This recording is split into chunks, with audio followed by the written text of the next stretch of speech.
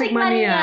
Nah, balik lagi bersama saya Lucky dan aku Rere. Dan hari ini kita mau bedah film yang judulnya Joker Folie Deux. atau ya Joker 2 lah ya, Betul. sebuah sequel dari Joker. Nah, kebetulan banget kita ini nontonnya di nobar bareng Breakdown Channel Universe dan juga nih, guys. Loket Screen ya di Moy Dan kebetulan kita dapat tiket ini nih sponsor dari alumni Sigma.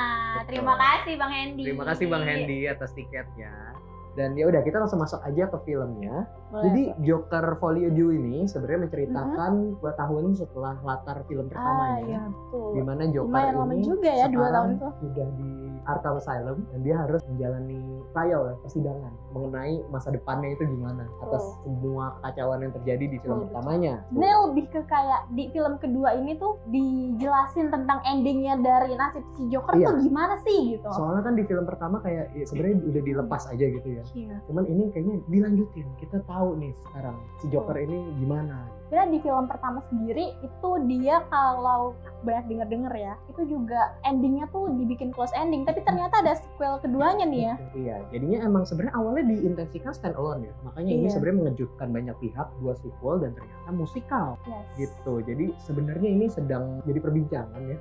Ini bombardir. Sebenarnya menarik juga ya. Tiba-tiba dibikin ada musikalnya. Betul. Gitu. Tapi lagi dibombardir oleh kritikus dan juga audiens di luar sana. Kira-kira kenapa tuh? Nah iya, gue nanya dulu deh, kalau Rere sendiri suka atau enggak sama filmnya? Kalau dari aku sendiri ya, sebenarnya kalau dibilang suka, nggak bisa dibilang suka banget gitu loh. Tapi masih oke lah buat ditonton gitu. Dari segi ceritanya sih memang membingungkan ya gitu, karena konsepnya beda jauh sama film pertama ya kan. Betul. Nah, tapi kalau dari segi sinematografinya, wow, keren sih konsepnya. Begitu. Jadi sinematografinya ya. Yes, right. Gue juga bilang sinematografinya itu emang cakep sih, maksudnya gambar-gambarnya, maksudnya sebenarnya teknis filmnya oke. Bahkan banyak yang menarik kayak golden scene-nya. Iya, golden scene yang lu sempat bilang juga. Yes, golden scene-nya tuh ada adegan di mana ada kebakaran, menunjukkan latarnya tuh lagi kebakaran di sel. Tapi juga lagi nobar itu. Iya, jadi tapi ada lagi acara nobar juga. Dan yang bikin gilanya di golden scene ini tuh, pernah gak sih kalian kebayang lagi kebakaran tapi ada orang ciuman gitu, kayak malah kissing. Iya, di gitu, tengah kepanikan ini Joker dan juga Harley Quinn yang di-introduce juga di film ini itu melakukan adegan romantis di tengah kekacauan ini, yang ngegambarin betapa gilanya mereka ya gitu. Betul. Kayak itu tuh menunjukkan di film ini tuh lebih berfokus sama romansnya Harley sama si Arthur ini gitu. Bisa dilihat yang lain pada sibuk untuk menyelamatkan diri, tapi mereka malah kissing gitu. Menikmati momen ini karena untuk pertama kali mereka nggak di guard, mereka bisa bebas untuk pertama kali di Arkham Asylum ini. Karena orang lain pada sibuk melarikan diri gitu. Sebenarnya untuk Folie Deux ini kan artinya madness for two ya, atau kalau di psikologinya shared delusional disorder. Jadi 2 orang sebenarnya mengalami delusi yang barengan gitu, bisa dibilang gitu ya. Jadi kayak mereka tuh punya fantasi sendiri gitu loh. Tapi sebenarnya kalau gue masuk ke orang yang kurang suka sih sama filmnya. Kenapa tuh kira-kira? Karena dibilang tadi filmnya itu konsepnya berbeda banget dari film yang pertama.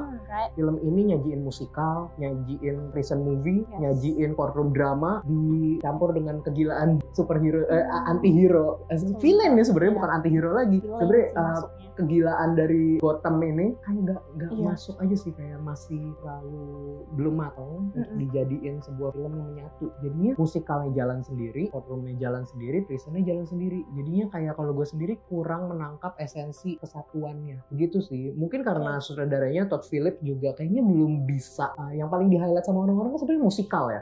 Soalnya banyak orang menantikan musikal momennya justru. Soalnya itu yang digembar-gemborin kayak ini film musikal. Ternyata musikalnya kayak membosankan. Dan musikalnya tuh nggak dapet feel-nya gitu loh, karena ya sebenarnya ini bukan film musikal gitu. Betul. Maksudnya gue nggak dapet feel-nya karena menurut gue itu musikalnya masih terpisah-pisah. Biasanya film musikal itu harusnya menjadi narasi, cerita tetap maju.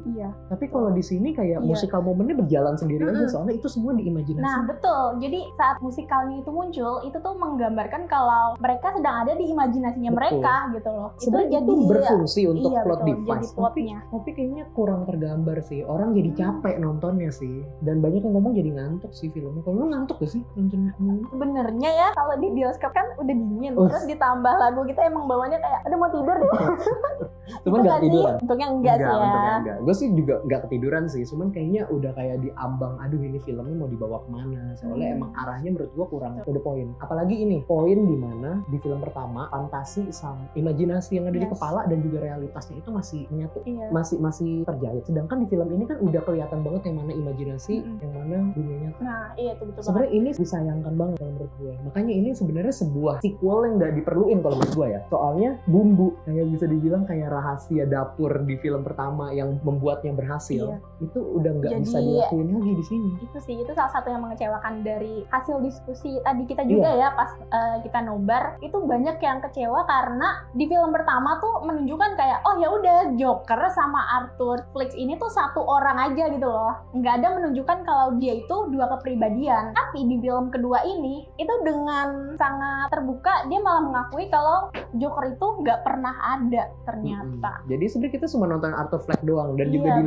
dinamika sebenarnya kita nontonin Joker atau Arthur Fleck. Oleh sebab itu sebenarnya court di sini juga agak pointless juga sih. Ujung-ujungnya itu kita nontonin sebuah sidang yang ujung-ujungnya dalam tanda kutip membuat penonton ketiga.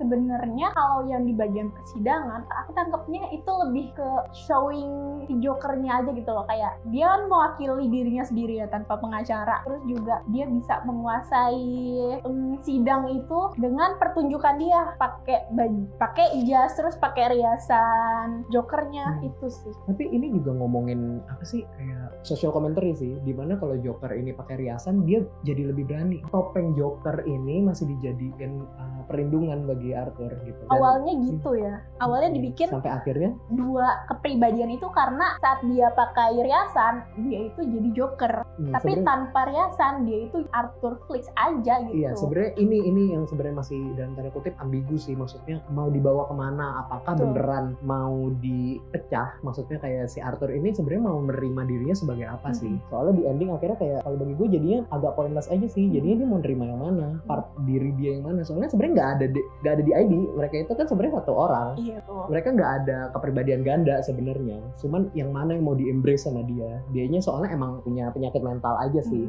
Jadinya terbebani gitu ya. Jadinya masih makanya oleh sebab itu ini sebenarnya kita ngelihat dinamika karakter ya, perkembangan karakter ini di film pertama yang kedua. Cuman menurut gue kayaknya harusnya nggak usah dilanjutin. Perkembangan karakternya tuh sebenarnya lebih ke ya itu langsung ditunjukin kalau dia itu punya dua kepribadian gitu, kayak dia memang punya gangguan mental gitu.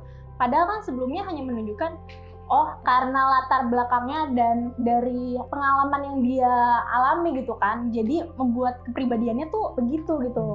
Terus di film kedua ini malah menunjukkan dia memang punya gangguan mental illness dan delusional ya. Iya, jadinya lebih ke menurut gua ini sebuah sequel yang harusnya nggak usah dilanjutin. Iya. Harusnya udah diberhentiin di film pertama aja. Soalnya banyak yang menganggap itu masterpiece. Walaupun gua sendiri sebenarnya nggak mengagumkan itu sih. Sebenarnya itu is a great film, tapi bukan yang seneng banget juga. Tapi ketika dilanjutin kayak gini, ini jadi sequel yang gak guna. Yang menurut gue hanya buat cash grab doang sih. Cuman kayaknya gagal, soalnya orang-orang pada gak suka. Oke, kita lanjut ke rating aja nih Bang. Oke. Kira-kira rating buat film Joker kedua ini apa nih? Berapa nih? Berapa? Gue kayaknya ngasih 5 dari 10. Wow, 5 guys. Soalnya pertama sequel yang gak diperluin menurut gue. Oke, dari sequelnya reputasi film pertama. Tapi walaupun kalau kayak gitu ya kita ngomongin udah jelek-jelek, mungkin gue puji lagi deh. Maksudnya sebenarnya gue mengapresiasi approach musikal sih. Mereka memilih alasan konsepnya. Tapi sayangnya aja eksekusinya kurang bagus. Itu aja sih. Bagus itu untuk menyampilkan bahwa di setiap diri kita itu ada musik sebenarnya. Dan menggambarkan chaosnya main mereka itu bagus. Cuman ya itu dan Harley Quinn kayaknya Lady Gaga cuman gak digunain dengan maksimal. Kayak cuman buat nyanyi doang sih. Gitu jadinya. Dan ya udah jadinya endingnya juga agak kurang memuaskan sih ya. Endingnya kontroversial sekali oleh sebab itu ya tonton sendiri deh di bioskop. Kalau Rere gimana? Kalau aku rate-nya berapa ya Sigman ini ya? Aku rate-nya 7 sih. 7 dari 10. Kira-kira kenapa ya? Kenapa? Penasaran nih, penasaran. 7 dari 10 karena sebenarnya simple. Dari konsep sinemnya tuh aku suka banget. Terus juga yang bikin aku suka tuh dari itu yang Golden Scene tadi, karena nggak kepikiran aja gitu. Ada bagian-bagian romansnya tapi masih dalam anarkisnya mereka gitu, masih dalam fantasinya mereka. Itu kayak keren sih. Terus juga dari musikalnya sih, musikalnya sebenarnya bisa dibilang itu apa ya, itu oke banget karena itu yang bikin kita tahu gitu pembedanya saat si Arthur dan Harley ini tuh di dunianya mereka, dunia nyata dan dunia fantasinya mereka gitu. Itu yang jadi pembedanya tuh di musikalnya sih. Oke, begitu Sigmania bedah film Joker Folie Deux dari kami. Kalau Sigmania punya pendapat sendiri, boleh banget komen jangan lupa like dan subscribe ya Sigmania. Betul, dan juga jangan lupa untuk tonton konten-konten Sigma TV lainnya. Betul banget, kita banyak bedah film lainnya. Contohnya adalah Ipar Adalah Maut. Ada dia soalnya ya. Soalnya itu wah kayak bikin emosi semua orang saat itu. Itu greget banget sih. Dan ya teman-teman bisa lihat-lihat lagi film-filmnya Sigma TV juga. Mau ada apalagi sih judulnya? Ada Perfidia Hasrat dan Angan di TikTok. Betul, itu ada web series. Ada Lucid Dream di YouTube. Ada Pesan Terakhir ya kalau nggak salah. Iya. Jadi pokoknya coba di scrolling aja, itu banyak di YouTube Sigma TV. Jangan lupa buat nonton konten-konten kita lainnya. Oke deh. Mungkin gitu aja dari kami ya. Oke Sigmania. Iya, dadah.